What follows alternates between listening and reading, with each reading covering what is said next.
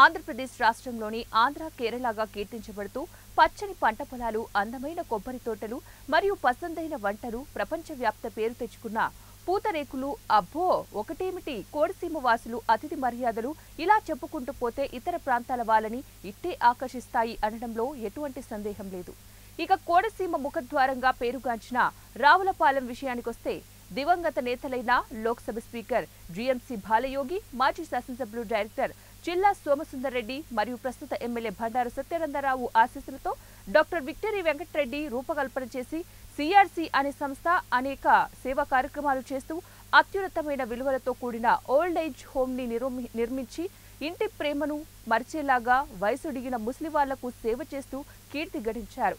ఇక 2019 జగన్మోహన్ రెడ్డి ప్రభుత్వం అధికారంలోకి వచ్చిన తర్వాత కొత్త మద్యం పాలసీ తెచ్చి ఆ రోడ్డు వెంబడి ఇరువైపులా కూడా బార్ అండ్ ప్రభుత్వం మద్యం షాపులతో అటువైపుగా వెళ్లే ప్రయాణికులకు భయభ్రాంతులకు గురయ్యేలాగా తయారు చేశారు. గత పాలకులు గతంలో ఎంతో పేరు ప్రఖ్యాతలు గాంచినటువంటి భారతీయ రాజకీయ నాయకులు, సినిమా ఆర్టిస్టులకు ఆతిథ్యమిస్తూ ఎంతో ఆహ్లాదకరంగా ఉండే ఆ సిఆర్సి రోడ్డు ఈరోజు అసాంఘిక కార్యకలాపాలకు అడ్డాగా నిలిచింది. ఆ రోడ్డు వెంబడి వెళ్లే చదువుకునేటువంటి విద్యార్థినులకు, అక్కడ నివసించే మహిళలకు గాని రక్షణ లేకుండా పోయి ఎవరికి చెప్పుకోవాలని తెలియలేని పరిస్థితిలో ఉంటున్నారంటే సందేహం లేదు. వివిధ కళాశాలలో చదువుకునే విద్యార్థులు, మహిళలు డ్యూటీ ముగించుకుని ఇంటికి వెళ్లే దారిలో తాగుబోతులు, వ్యభిచారిణులు, బ్లేడ్లు, బ్యాచ్లు అలాగే భయభ్రాంతులకు గురి చేస్తున్నారు. మీకేం భయం? ఎక్కడ భయం ఎందుకు?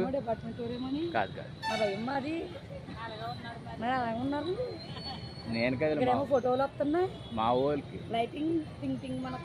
లైటింగ్ వస్తుంది. ఆ లైటింగ్ దీనికి పడుతుంది. ఇక్కడ రావులపాలెం అడ్డాగా ఎందుకు చేసుకున్నారు మీరు? రావులపాలెంలోనే ఎందుకుంటున్నారు బస్ స్టాండ్లో? ప్రయాణికులకి ఇబ్బంది కదమ్మా. మరి ఇలాగ వస్తారు కదా దిగి. నువ్వేది? మీదేవరు? ఎంత ఎంత సాక్షి అబ్బా